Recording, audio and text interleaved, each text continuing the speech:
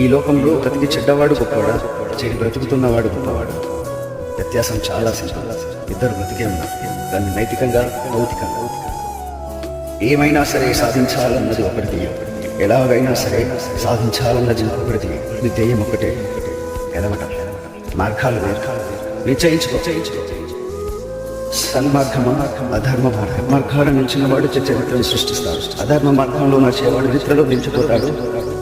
నాది, నేను, నా సామ్రాజ్యం, నా శక్తి, నా సామర్థ్యం, నా వల్లనే జరిగిన ప్రగల్భాలు కలుపుతూ బాల సింహాసనం మీద కూర్చొని వీసలు తిరుగుతూ తొడపడతాడు.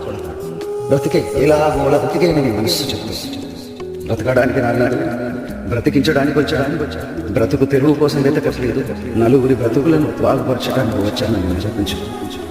మిత్ర, పరిగెడితే కానీ అందుకోలేని కాలం, పడుకుంటే కాదు, కళ్ళు తెరిచి కలలు కంటే కాదు లే.